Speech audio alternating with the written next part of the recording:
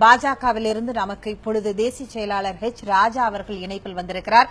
வணக்கம் சார். நேற்றைய அந்த அரசாணை குறித்து முதலில் உங்களுடைய கருத்து. இங்கிலாந்து தேசத்துல பல மேற்கத்திய நாடுகள்ல வெஜிடேரியன் காங்கிரஸ் வச்சிருக்காங்க. நாம ஏன் அசைவமே சாப்பிடக்கூடாது, அது உடம்புக்கு நல்லதே இல்லைன்னு பிரச்சாரம் பண்றதுக்கான அமைப்புகள் இருக்கு இந்த இதுல பிரிட்டன்ல.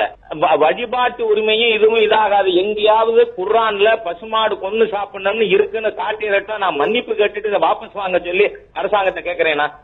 இது எப்படி மத நம்பிக்கையாகும், மத வழிபாடாகும்? இங்க பாருங்க, 70 முஸ்லிம் நாடுகள்ல பன்றி வதைக்கு சட்டம் இருக்கா இல்லையா? Let us B straight.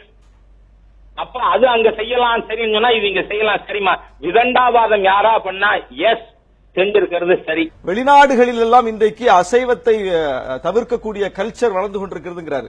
இவர் எந்த நாட்டுக்கெல்லாம் போனாருன்னு தெரியல. நான் போயிருக்கிறேன், அமெரிக்கா சுத்தி இருக்கிறேன், கனடா சுத்தி இருக்கிறேன், பல மேலை நாடுகள்ல சுத்தி இருக்கிறேன். எங்க போனாலும் மாட்டுக்கறி தான். அங்கெல்லாம் எவ்வளவு பெரிய ஷாப்பிங் மால் போனாலும் மாட்டுக்கறியை வகை வகையா ஸ்லைஸ் போட்டு வகை வகையா பேக்கிங் பண்ணி வச்சிருக்காங்க பார்வைக்கு, விற்பனைக்கு. மாட்டுக்கறி உணவு தான் அங்கெல்லாம் பெரிய உணவே. அதுவும் குளிர் பிரதேசங்கள்ல மாட்டுக்கறி மிக முக்கியமான உணவாக இருக்கிறது. நீங்க நோபல் பரிசு பெற்ற சயின்டிஸ்ட் பட்டியெல்லாம் எடுத்து ராஜா அவர்களை பார்க்க சொல்லுங்க. அதுல 99 விழுக்காடு பேர் மாட்டுக்கறி சாப்பிடக்கூடியவர்கள். ஏதோ மாட்டுக்கறி இருப்பது உடம்பையே கெடுத்துரும், அது மூளையை மழுங்க வைக்கணும் என்பது போன்ற ஒரு பிரச்சாரத்தில் அவங்க ஈடுபடுறாங்க. பெரிய பெரிய கண்டுபிடிப்புகளை நிகழ்த்தியவர்கள் மாட்டுக்கறி உணவக்கூடிய விஞ்ஞானிகளாக தான் இருக்கிறாங்க. மாட்டுக்கறி கல்ச்சர் என்பது ஏதோ ஒரு குறிப்பிட்ட சமூகத்தின் கல்ச்சர் அல்ல. அவர் சொன்னார், குர்ஆன்ல ஒரு வசனம் இருக்குதா எடுத்து காட்டுங்க, பசுவை கொல்லலான்னு வசனம் இருக்குதான்னு கேட்டார். மாட்டை கொல்லலான்னு வசனம் இருக்குதா? நான் வாபஸ் வாங்கிறேன். நான் என்ன கேட்கிறேன், இது வெறும் முஸ்லிம்களுடைய பிரச்சனையாக சுருக்கி பார்ப்பதனுடைய விளைவு இது. இங்க இருக்கக்கூடிய கோயில்கள்ல பள்ளியிடுறாங்களா இல்லையா? அது என்ன குர்ஆனின் வழிகாட்டுதல் பள்ளியிடுறாங்களா? அவங்க குர்ஆனின் வழிகாட்டுதல் முஸ்லிம்கள் பள்ளியிடுறாங்கன்னா அது வேற. ஆனா இங்கே நாட்டினுடைய பெரும்பான்மை மக்களாக இருக்கக்கூடிய இந்து மக்கள் தங்களுடைய கோயில் விழாக்களில் தங்களுடைய நேர்த்திக்கடனை நிறைவேற்றுவதற்கு மாடுகளை பலியிடுகிறார்களா இல்லையா? இன்னைக்கு அதற்கு சேர்த்துதானே இந்த சட்டம் ஆப்படிச்சிருக்குது. அப்ப இவர் யாருக்காக பேசுறாரு? இவர் இந்துக்களுக்காக பேசுறாரா? யாருக்காக பேசுறாரு? இந்துக்களுக்காக பேசுவதற்காக இயக்கம் நடத்துகிறோம் சொல்லக்கூடியவங்க இந்து மக்களினுடைய மத வழிபாட்டினுடைய ஒரு கூறாகத்தானே இந்த மாடு பலியிடக்கூடிய விஷயம் இருக்குது.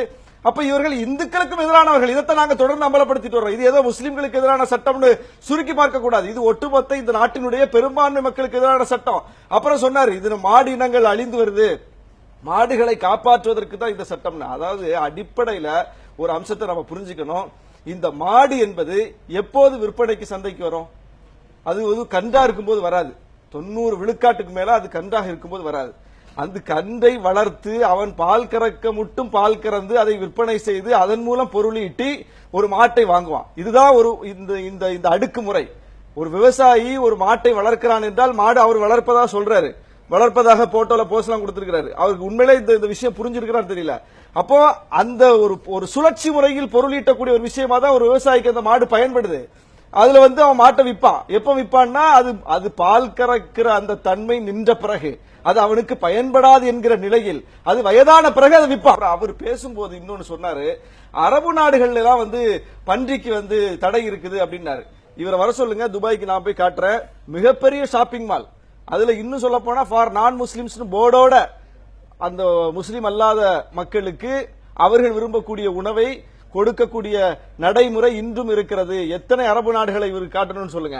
அப்போ பொய்யை பேசிக் கொண்டிருக்கிறார்கள். முதல்ல அதெல்லாம் ஒரு செக்குலர் ஸ்டேட் கிடையாது.